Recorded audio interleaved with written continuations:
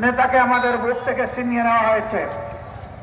আজকে জীবন্ত যে শহীদ আপনাদের সামনে দাঁড়িয়ে তার জীবনকে মহান আল্লাহর জন্য ওয়াকফ করে দিলেন এবং বাংলাদেশের জনগণের জন্য কাজ করার যে আকাঙ্ক্ষা ব্যক্ত করলেন, আমাদের ওই সমস্ত নেতৃবৃন্দ বেঁচে থাকলেও বাংলার প্রতিটি প্রান্তরে ঘুরে ঘুরে আজকের এই হতাশাগ্রস্ত জাতিকে তারা আশা জাগা নিয়ে কথা বলতেন, তারা জাতিকে নূতন করে পথ দেখাতেন।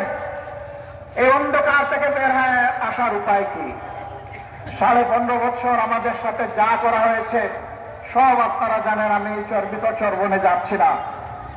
তারা অনেক মানুষকে খুন করেছে, আবার আল্লাহর ইচ্ছায় অনেককে তারা খুন করতে পারেনি। আমার সম্মানিত ভাই এটিএম আজহারুল ইসলাম বলেছেন রাখে আল্লাহ মারেকে, কিন্তু আরেকটা তিনি বলেন নাই পরে আল্লাহ ছাড়ে খেয়ে। আল্লাহ তাআলা সহজে ধরেন না, কিন্তু ধরা খাইলে তার চঙ্গল থেকে কেউ বাঁচে না। মহান মাবুদের দরবারে হাজার শুকরিয়া। সম্মানিত নেতৃবৃন্দ অন্যায়ের কাছে এক মুহূর্তের জন্য মাথা নত করেন নাই।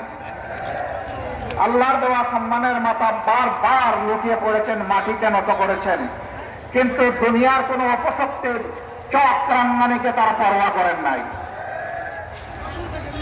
কোন লোভ লালসার দিকে ফিরে তাকাননি, হুমকি দমকিকে পাত্তাই দেননি, বরঞ্চ হাসির মঞ্চে গিয়েছেন হাসতে হাসতে।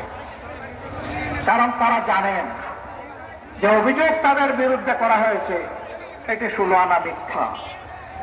আর জনাব আজহারুল ইসলাম ভাইয়ের মামলার রায়ের মধ্য দিয়ে প্রমাণ হয়েছে এটা আসলেই 16 আনা মিথ্যা। তারা যদি বেঁচে থাকতেন আমরা আদালতের আশ্রয় নিতাম।